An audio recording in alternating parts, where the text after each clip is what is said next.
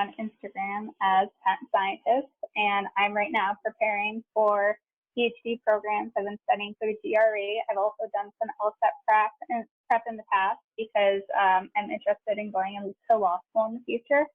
So Steve and I are kind of going to be going through some tips that may be helpful for you as you prepare for the LSAT or the GRE or kind of any standardized test. Yeah, thanks, Elizabeth. I'm Steve Schwartz. I run the LSAT blog. I also host the LSAT Unplugged YouTube channel and podcast. And I thought it'd be fun to get together with Elizabeth and share some advice on whether you're studying for the LSAT or the GRE or just standardized tests in general.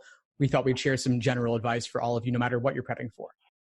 So one of the big points and one of the major things I made sure that I did when I first started studying for both the LSAT and the GRE was make sure that I had a study schedule prepared.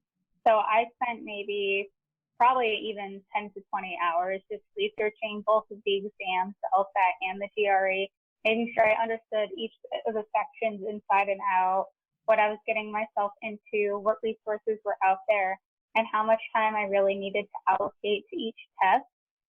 For each individual, it kind of may be different, but anywhere from several months to even half a year, maybe what you need, anywhere from a couple hours a day to several hours a day may fit you best to help you prepare for the exam. 100% agreed, Elizabeth. I think sometimes students want to rush into taking exam after exam and measuring their results, when instead, sometimes you have to slow down in order to speed up. And that requires setting up a systematic plan of attack so that step by step, day by day, you know exactly what to do and what not to do. I've laid out a variety of LSAT study schedules on my website, and they follow a 5-step approach that I call the laser approach to studying: learning, accuracy, sections, exams, and review, so that you're learning the basics under untimed conditions before you give yourself that extra timing pressure. And that idea of half a year, that's really not too long. When you consider the importance of the LSAT or the GRE in your admissions chances, it's well worth making that time investment. It's oftentimes more important than your undergraduate GPA. So spending more than 2 to 3 months, ideally at least 5 to 6 to reach your fullest potential, is well worth it. And I kind of definitely agree with that. So far, I think I've put in about 2.5, maybe 3 months for the GRE. And over that time, it's not like I've been spending 10 hours a day studying the GRE. Sometimes I don't study a day. Sometimes I study maybe a couple of hours. Sometimes I, put in work and study maybe 8 hours a day, do a practice test and review that practice test that day. But having that reinforcement over that period of time really helps me feel more comfortable with the exam. And now going to take it, when I take it September 21st, I know I will have put in the work, I've put in the time, I won't feel guilty like I could have done more. And you're not going to, question the things that you could have done. Whereas if you only give yourself 3 weeks, I know some people have only studied 2 weeks for the GRE, yeah, they may do fine, but you're not going to be having that anxiety and doubt. If you give yourself more time, you're never going to regret having more time as opposed to having less time. That's so true. You don't want to sell yourself short on this. It's funny, back when I was studying for the LSAT myself, I took a cold diagnostic and got a 152. And I was pretty discouraged about that because I was hoping for a top 14 law school. I'd gone to a top undergrad, and it took me months to break out of the 150s. And I ultimately scored a 175 on test day. And it took me an entire year to get there. And so I'm not saying it should take anyone that long necessarily, but if I'd quit after 2 or 3 months, I never would have gotten to my goal score, and I would have never achieved my fullest true potential. And so if you're studying over a period of 2 to 3 months or longer, I definitely agree, Elizabeth. I think that you're not going to necessarily put in 8 hours every single day, nor should you. That's a recipe for burnout, in my opinion. And that's what I've seen from a lot of students who take full-length timed exams on back-to-back days. It just leads to burnout. But slow down, set a reasonable, realistic study schedule where it's maybe 10, 20 hours a week, especially if you have other obligations. And it's one of those cases where really slow and steady wins the race in the end. And what you said about starting with a low LSAT score, my first diagnostic LSAT score was like a 148. I barely finished sections. I did really poorly. And that's doesn't even mean you're doomed. And my second diagnostic, I think, went up several points after that. And I only got in about 2 months into my LSAT prep. But even as long as you stay persistent with your prep and you keep going forward, you're going to get better. It's nothing to be discouraged about. And one of the things to avoid is definitely don't go looking on all the forums that are going to tell you, like, your diagnostic means you're doomed and all of that type of stuff. Don't continue to doubt yourself. I guess that would be a second piece of advice that I have. You can quickly fall into the trap of thinking that you're not good enough because of the score that you got, but these tests are designed to be able to be learned. So, like the GRE, for example, the most difficult math on the GRE is Algebra 2. I've gone up to taking calculus. I'm very good at math. I was a math teacher. I taught middle school math. I know I'm good at math. My first quant score was not even a 150. I was extremely discouraged. I was like, wait, is everything I know a lie? Am I not good? But it's just the test, and you have to learn the test and the test questions and what the test makers want you to know. So you really do have to take the time, calm down, don't let your anxiety make you perform worse than you would if you had a calm mind. Yeah, definitely so true. I mean, a diagnostic is not a reflection of your intelligence or your self-worth as an individual. All it tells you is that you haven't yet learned this material, and it tells you where you need to focus. And I'm actually of the opinion that diagnostic tests for both the LSAT and GRE aren't necessarily worth doing. They can serve as a good benchmark for you to later measure your progress, which is nice.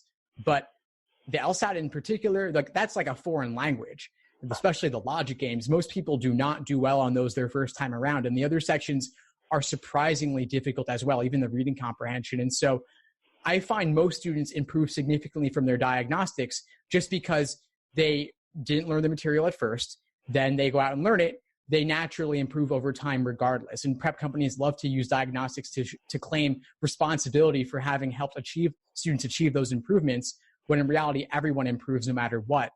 But that could serve as motivation, or it could serve as to maybe depress you a little bit. So just know what kind of person you are and take your results with a grain of salt.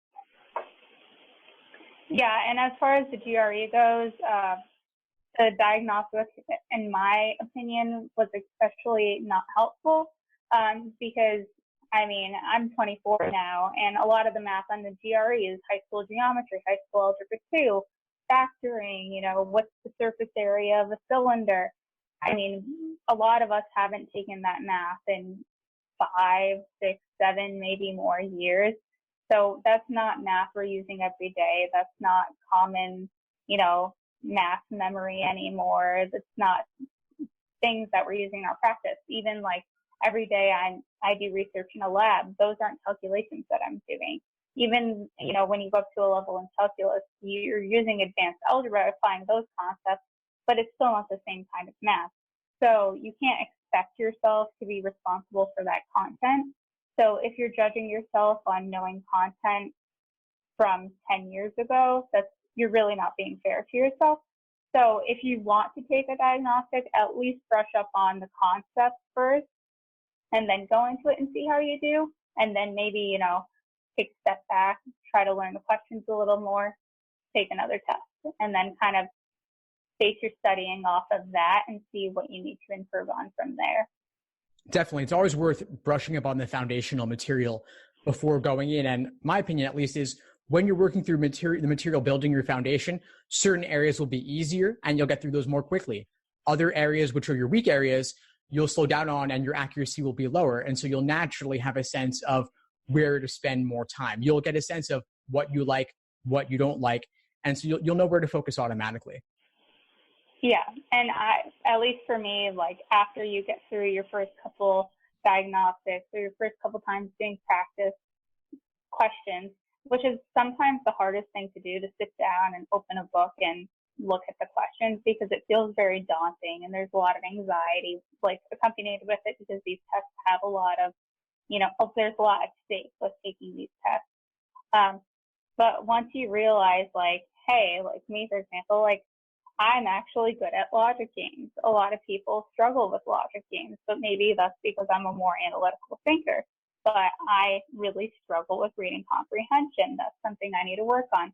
So, but those tools and those things you notice are very, very helpful when you go back and like edit your study schedule. Like maybe I should allocate more days to reading comp and less days to logic games because I can pick those up more quickly. I'm really glad you mentioned that, Elizabeth, because yeah, study schedules do need to be modified. I've put out study schedules. I know others have as well for the GRE, and they serve as general frameworks to give you a comprehensive overview of the material that's being tested. But you do want to adapt any schedule to your areas of strength and weakness. You want to devote maybe fewer days or do fewer practice problems on those areas where you're stronger, and then save that time for the areas where you're weaker and devote some extra time there. Maybe adjust the ratio of questions you're working on accordingly. So I guess going back to keeping a study schedule, you may feel like you're required to practice a whole bunch every day, and you may feel guilty, like, I didn't practice 2 hours today, and my study schedule says I need to practice 2 hours, and I need to do 10 games, and I need to do 3 reading comp passages, and I didn't do that. Well, it may not be that bad in the end. I always try to push myself each day to at least open my book or open my prep website that I'm using and do like 5 questions, or at least open one of my vocabulary apps and cycle through one deck of vocab. Or even if like I'm super busy one day and there's absolutely no time to sit down and do my GRE prep for that day, there's so many resources on YouTube, or if you're doing like a lesson-based type prep program or something like that, you can listen to lessons in the car, or podcasts, or anything to learn about the test. Like put something on in the car rather than listening to music. The amount of vocab that I've learned by supplementing vocab instead of music in my car ride is actually like phenomenal. Like it's blown my mind, and just little adjustments that you make to your day by optimizing the way you manage your time can actually make up for study time that you thought that you've lost, and you don't actually need to feel so bad about, not studying for 10 hours a day, 5 hours a day. It's just making sure you study a little bit each day. So true. It's funny how the internet and the technology has allowed us to study on the go, with apps and podcasts and websites. Even if you don't have your books with you, even if you're overseas without access to the physical prep books themselves, there's podcasts for everything. There's YouTube for everything. I have the LSAT Unplugged YouTube channel and podcasts where I'm releasing new material daily. And I love what you said about keeping momentum going every single day. I do recommend taking days off from doing full-length timed exams or individual sections where you're really hitting the books, because that could be grueling. It's worth taking a break. You don't want to burn out.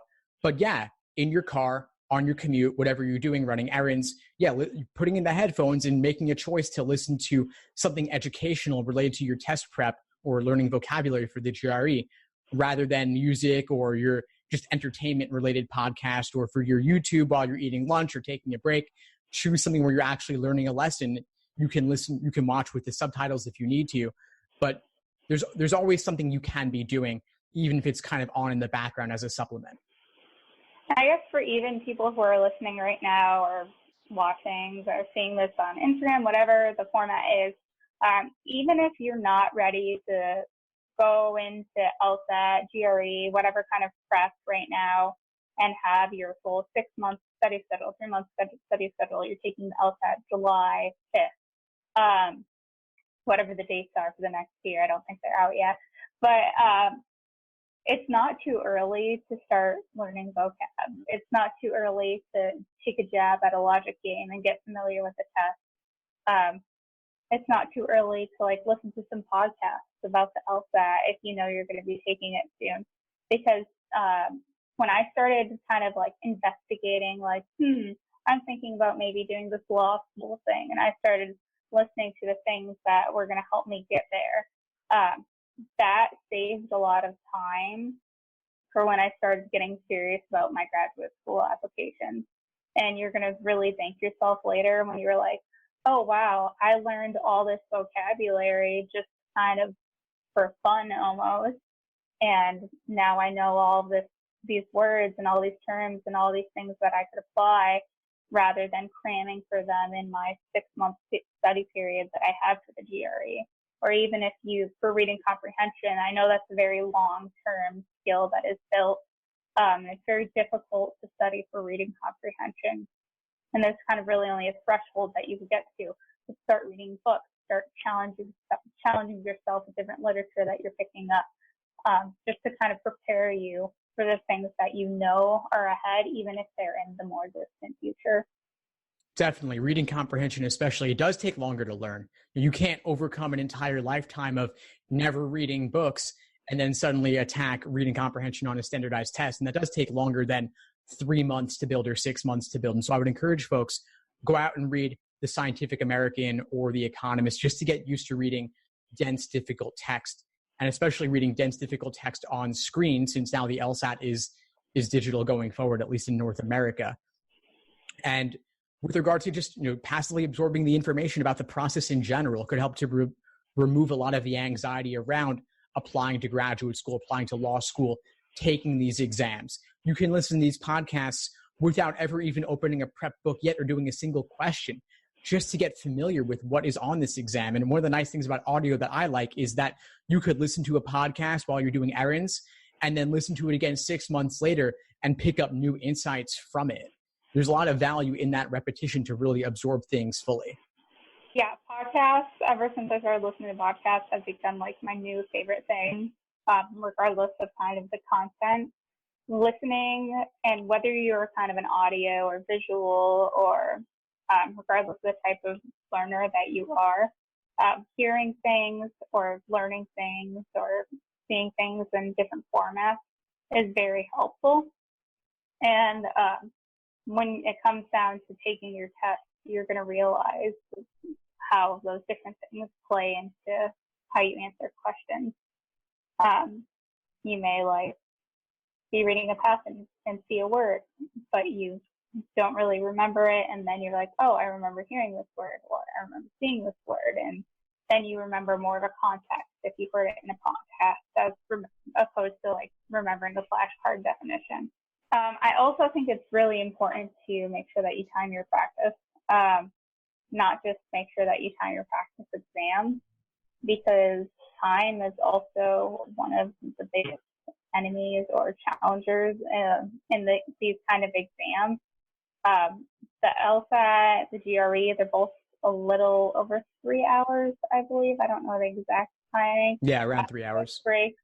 But that sounds like a long time, but when you get in there and you start taking a section, it is not long at all, especially on the logic games.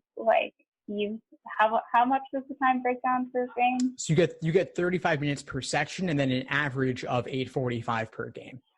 Yeah. So it's not a long time, especially with the more complicated ones. The more quickly you can answer a question with logic games, the better. So a tool that I use is a watch or a timer, but I like the watch because it doesn't make a noise. It'll just vibrate on my wrist, so I can go over if I happen to take a little longer and it's not too obnoxious. But I'll set the timer for however long I need on a question, and then I'll answer the question, and then it actually trains me to only spend that amount of time on a question. And then that way, when I do a full-length practice, I kind of have that trained or innate behavior to spend that amount of time on a question. And I get faster and faster and faster on each section, rather than kind of just melting away the clock and being like, oh, wow, I have 5 questions left and 1 minute. I love that advice. I love the idea of introducing timing early because, of course, these exams are timed and the time constraints are pretty brutal. It's not even reasonable to ask people to complete these questions in the time allotted. And so they're really pushing you to your limits. And the LSAT's a little bit different in that I wouldn't recommend timing individual games or individual passages because they do vary in difficulty. But I would agree that it's useful for when doing timed sections, time them for 35 minutes And at first, you could set your watch or timer to finish at the 35-minute mark to notify you then. And then you could continue working after that to complete the section just to finish it. And then go back and see, where did you actually run out of time? How could you adjust your pacing accordingly? Because that is one of the big factors in doing well in this exam, aside from the content itself, aside from the accuracy, is the pacing and the endurance. What do you think about nerves and anxiety? How does that play into timing for you? And any advice you have on that? So I noticed that the more distractions that I have, the more nervous that I get. I've taken the practice before as well. So I'm kind of a little familiar with the testing environment. I know that they give you the sound for headphones. So if I take a practice exam, I'll put these on to kind of feel the thing, just kind of simulate the environment more, which also helps block out sound. But I noticed that if there's a distraction, I will get more nervous about the question. And like, especially if it's a passage or like a section that I'm weak on. So like the verbal section on the GRE or reading comp on the LSAT. And then when I get nervous, I'll do really poorly on that section. And then that makes me more nervous. So when something like that happens, if I'm practicing or doing a practice exam, I'll actually stop for a minute and take a second, 30 seconds, 25 seconds, whatever it is. It's like not even look at the exam, put my pencil down, and just close my eyes and breathe for a little bit, because that's the only thing that's going to actually calm me down. And it's worth taking like the 25, 30 seconds, calm down, rather than blowing through questions and getting like 5 questions wrong. Because like that's how much my anxiety will get ramped up from the distraction. Or even if I'm getting in my head about a question because I get stumped on not knowing what the word is that goes in the blank. So if you are a person that struggles with anxiety or distractions and things like that get to you, I would recommend coming up with some sort of a system during test day, whether it's taking a deep breath or there's different like kind of like tapping techniques that you can do, coming up with something that's not going to kill your time, but that's going to calm you down, so that you don't let that be the reason you do poorly, because it's not worth it. I love that advice. I also agree. It's important to develop the ability to slow down, pause, take a deep breath, even with all the stress and adrenaline of test day. And that's hard. And the way you do that is by training it early during your time practice tests, during your time sections. Do the exact same thing. And you can train this. It's, as you can call it meditation or focus training, whatever you want. But being able to kind of zoom out, take the big picture, recognize that you may be having difficulty with this one question, but that one question is not necessarily representative of how you'll do on the exam as a whole. And you could always come back to it later. There are some great meditation apps out there. There's Headspace, there's Calm, there's the Focus app, there's a million guided meditations on YouTube as well. Just try out a bunch, find what works for you, and use it consistently. Even just 5 minutes a day over the course of a few months could make a big difference. And if you have a longer timeline, or if you're not even starting the actual test prep process yet, this is one of those things where if you do it over the course of 6 months or a year or longer, you'll be amazed at the rapid transformation and the benefits you can get over a longer period of time. Yeah, and even in worst case scenario, I think it's important to know that even if you think you did poorly on an entire section, that entire section isn't the entire exam, and you should not let that, bring you down for the entire exam. You have to kind of learn how to pick yourself up and just move on to the next exam section. So like if you're in the LSAT or the GRE, if your first like the exam section is like the logic games, and you struggle with that, and you're like, oh no, how am I going to get past it? Take a deep breath, that's over, put it in the past. Now you're focused on reading quant. If you struggle on quant in the GRE and you've got a really difficult, it's usually a mid-level quant section for your first section, but if you really struggled with quant section, just relax, take a deep breath, move on to your next section and try to make it a strong one. You always kind of have time to get at least some of those points back. And worst case scenario, they are multiple choice exams, except for the writing portion of the GRE. And you're always going to have a certain percentage to even get the right answer. So it's not, at the end of the day, you have a chance to get things right and you have a chance to redeem your score. So don't let the fear of getting things wrong make you get more things wrong. Exactly. And there's no guessing penalty. You do want to fill in everything. And you have at least some odds on that. And by the way, I don't want to circle back to something you said earlier, Elizabeth, about the headphones. They give you those noise canceling headphones on the GRE. Yeah. That's awesome. Yes. At least the testing centers that I've been to. And it's even for the MCAT, it's the same way as well. That's cool. I wish the LSAT would do that. They don't give you anything. Oh, they don't? Not even earplugs. Not even earplugs. So all that means is like anything else. Yeah, you've just got to practice like it's game day. Take tests in potentially distracting environments. Because I'm sure that even at the GRE testing centers, there are other people around and they could make a little bit of noise, or even if they move around or the proctor moves, that could distract you a little bit, right? Yeah. I had a friend recently who just took the MCAT, and, they have the noise canceling headphones, but they really don't cancel all the noise. It just kind of helps you stay in your bubble more. And most places they'll have kind of the cubbies that you're in, and you have your computer screen. But there was a young man near him who had a cold, and he was sniffling the whole time, coughing, sneezing, doing that sort of thing. And that has like an 8-hour exam. So something like that could happen during your exam day, and the proctor may or may not say anything about it. So I think, being prepared for something like that is definitely in your favor, even though it's not ideal or optimal. And also, just don't be that guy. Don't be that guy who's sniffling. Just stay home. Don't be that guy. Yeah, find a way to reschedule. Especially, I know LSAT dates aren't really flexible. Same with MCAT dates, but the GRE, they have it almost every day of the month. If you're sick, try to reschedule it to the next day of the month, unless you have a very hard deadline. Like, it's not worth ruining someone else's chance when they've been preparing for this, because you want to be that guy. Definitely. And just in general, practice in distracting environments, a coffee shop, a library. A lot of prep companies offer free proctored exams for marketing purposes. And so you can kind of ignore the sales pitch and just bring your own exam, even if you want, just to have that proctored setting with other people in the room. Especially if you've never been in that kind of environment again or before.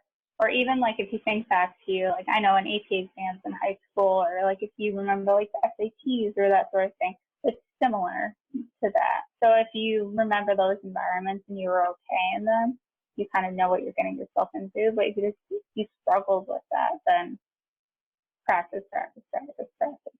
Exactly. Take a bunch in that situation. Yeah. Yeah.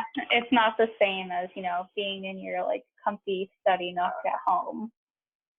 No, it's definitely not. Get out of the house, go to one of those environments and do a half dozen exams like that. So that test is just another run through. Yeah. Awesome, Elizabeth. Well, this has been a blast. Why don't we let people know the best way to reach each of us? All right. So you can reach me on Instagram. It's at The Patent Scientist. I'm also on Facebook with the same name. You could also email me. It's at Elizabeth Almerinda, ALMERINDA @gmail.com. And that's it. Awesome. And folks can reach me, Steve Schwartz, on the LSAT blog website or the LSAT Unplugged YouTube channel and podcast, available on Apple Podcasts, Spotify, Google Play, and pretty much everywhere else, as well as on Instagram at LSAT Unplugged, and email me personally at lsatunplugged@gmail.com. All right. Thanks, Steve.